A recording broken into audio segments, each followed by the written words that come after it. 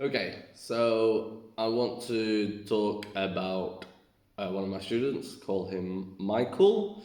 Michael is in my grade. I'm a fifth grade teacher doing ELA and social studies. Bit of background on Michael. He comes from a lovely family. His parents are very nice. They are actively involved in all his learning.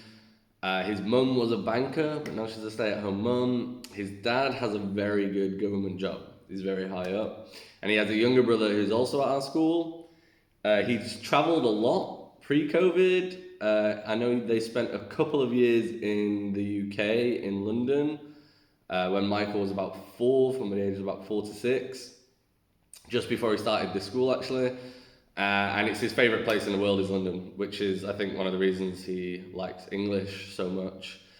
His behaviour, Michael is generally very, very well behaved. He's had some problems with impulse control, and in his lower grades, he used to hit himself when he didn't know the answer to something or when he got frustrated. And we had some problems at the start of term where he didn't want to take part in classroom duties. So that's things like cleaning the classroom and cleaning the chalkboard. But we spoke about it and went over the value of teamwork and about our norms and expectations in the class. And he does it now. He joins in and he helps out in the classroom. He's generally polite and well behaved. His favourite subject is English. He's top of the class. He got 100 on his last summative assessment, and he just absorbs learning. It's his favourite thing. I've never had a student who has such a love of learning and wants to know everything. He just sucks it all in. Avid. So what's the problem?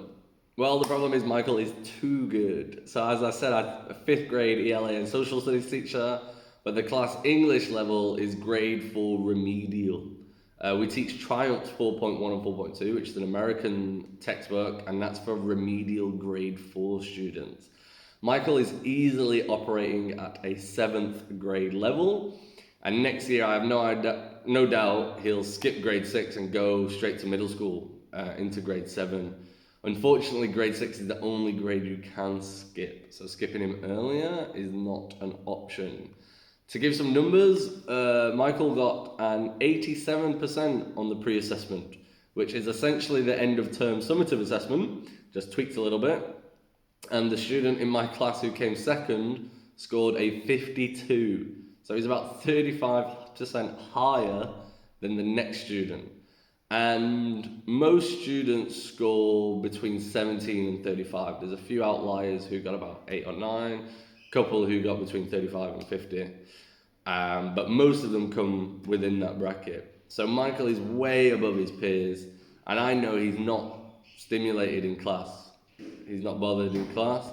And this has led to some behavioural issues. He doesn't listen in class, he shouts out answers. Sorry. Yeah, he doesn't listen in class, he's playing with things, he's always fiddling with something. I can see that he's not focused. He shouts out answers, even though the rules explicitly state raise your hand for permission to speak. He won't finish his worksheets or handouts, which is probably because he knows it means I'll set him another task. They aren't major problems. I'm not looking for a behavioural advice here. He's lovely to have in class. I'm looking for advice on how to stimulate him and challenge him and keep him engaged with English so that he doesn't lose that love for it. He loves social studies because it's all new information for him about other countries and cultures, especially a lot of English stuff, which I lean on heavily because of my background. However, we only do social studies once a week, and it's the first class to get cancelled if something comes up, like a school assembly or something. I can't suggest to his parents that he's not challenged because I'd probably get sacked because they pay about $15,000 a term to send him to a school that gets top results. So I can't be like, oh, he's too good to be here. So it's not really a problem that I can approach the family with. It's not really a problem. It's just something that I want some advice on. He's top of the class in science and maths and Chinese, or second in maths, I think. And I've spoken to Michael and said, I don't think you're challenged enough in this class. And he's like, yeah.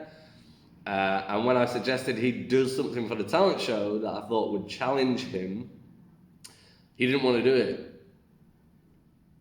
It was a bit strange. I don't think he likes performing in front of other people. He's not really got any extracurriculars except for piano.